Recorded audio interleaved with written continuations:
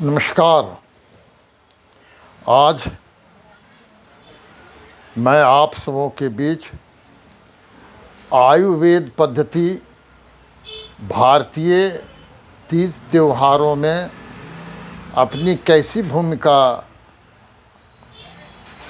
अदा करती है, इसका एक उदाहरण जीवित पुत्रिका व्रत में देखा जा सकता है। मित्रों, इस व्रत में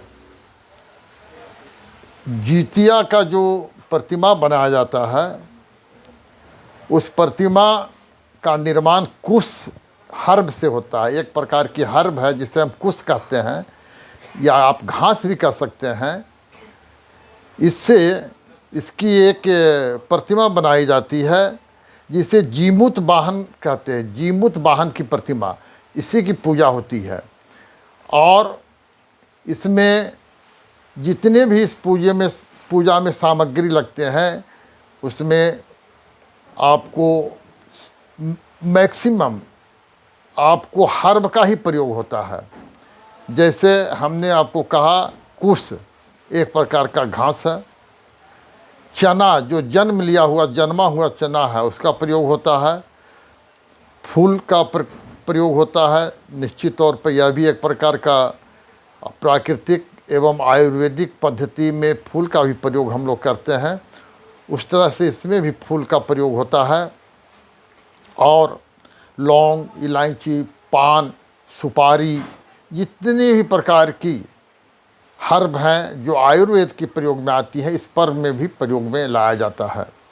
मित्रों, इसमें जो तेल का प्रयोग होता है, शुद्ध सरसों के तेल का प्रयोग होता है।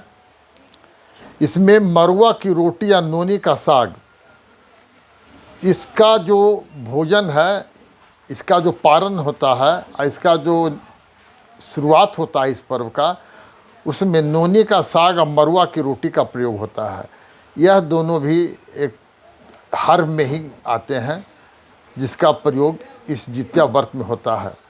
तात्पर्य कहने का यह है कि बिहार, यूपी, झारखंड, कुछ हिस्से नेपाल के, जहाँ यह जितिया का पर्व या जीवित पुत्रिका व्रत का पालन होता है, इस पर्व को लोग जब करते हैं तो आयुर्वेद के दृष्टिकोण से भी सारी की सारी जो सामग्रियां हैं वो हर्ब से ही संबंध रखती हैं।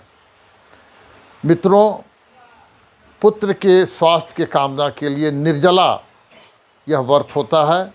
इसमें जल का प्रयोग महिलाएं नहीं करती हैं। निर्जला भी एक आयुर्वेद चिकित्सा पद्धति का ही एक अंग है कि हम अपने शरीर को स्वस्थ रखने के लिए ना कुछ खाना, ना कुछ पीना, इस तरह से हम लोग निर्जला व्रत भी करते हैं। और निर्जला आयुर्वेद की एक चिकित्सा पद्धति का भी अंग है। अतः आप कह सकते हैं कि आयुर्वेद और भारतीय त्यौहार के बीच में चोली दामन का संबंध है।